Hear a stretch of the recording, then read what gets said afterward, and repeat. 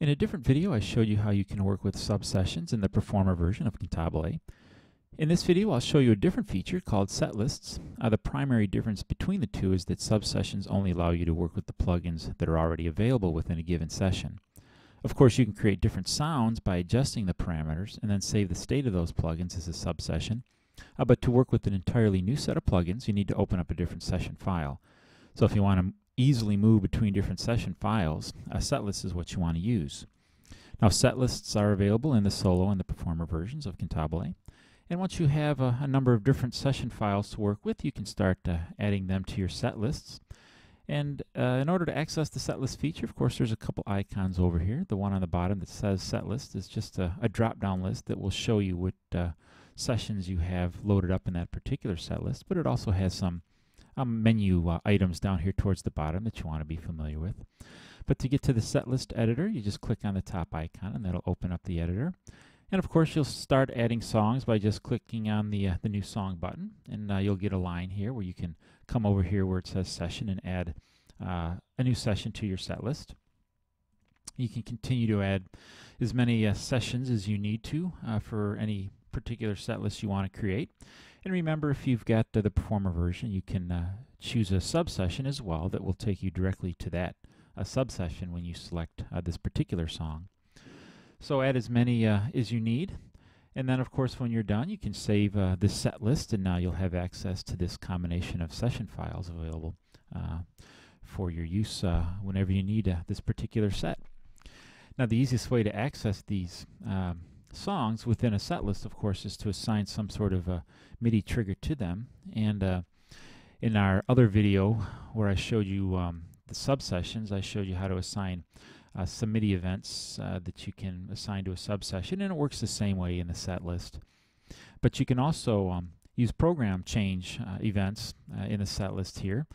So if you're going to use that frequently, or you know that the program change is how you're going to access your songs within a set list, then one little feature that you might want to remember about is the auto reassign mode.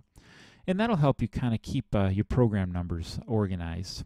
If you've got a big long list of songs within your set list, and you know on a particular occasion you're not going to play a particular song, you can disable that session by clicking on the little check mark over here. Come back to programs, and you can reassign program numbers to all of the available songs just by selecting reassign all and then just skip the disabled. And then you'll see that songs 1, 2, and 4 are the ones that are enabled, and they are still ordered numerically 1 through 3. And with the auto reassign mode selected, as you come back and enable and disable various sessions, it'll keep your program numbers organized for you. So if I disable song 2, you'll see that the program numbers changed so that only song 1 and song 4 will be accessible with my program numbers here. And then if I go back and re-enable all 4 of my songs, it goes back to the logical order here of 1 through 4. So that's worth remembering. If, like I said, if you use the program change events a lot, that's a good little feature to remember. If you want to insert some song in between any other song, of course you can do that. If you've got a big long list of songs and possibly a session was deleted while you were working with it, you can just select the verify and find a missing song, and everything appears to be valid because I know all of these sessions exist. But if something is missing, then you can verify that this set list will still work for you just by choosing that particular feature. And you can enable and disable them all, and delete the ones that are missing, and disable the ones that are missing. So it's a good little feature to remember. So what I'm going to do now is come back and open up a demo that I have.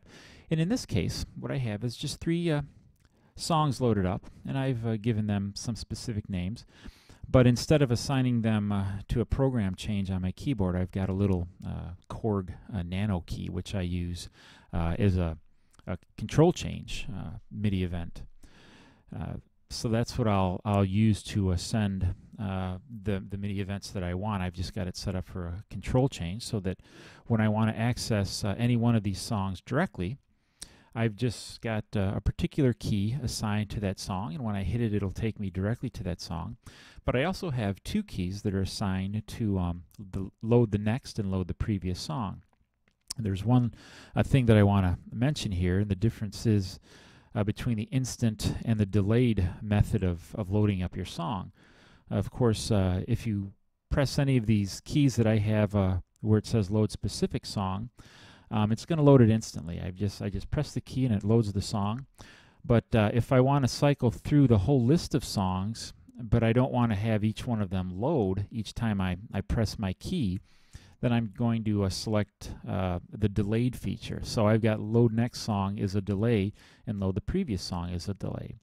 So what that allows me to do, I'll close this out, and you'll see I'm going to press one of my songs, and I just press the key that loads it directly. And if I press another key that loads another session directly, you can see this one takes a little bit longer.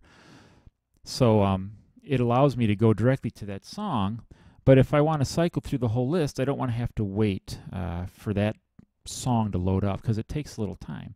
So the other key that I had signed, the load next and the load previous with a delay, you can see when I press the load next, I get this little pop-up box that shows me the name of the song, and it gives me a couple seconds to go through each one of these songs. And as soon as I stop on that particular song, it will finally load it up, and you can see now the whole song will load in its entirety.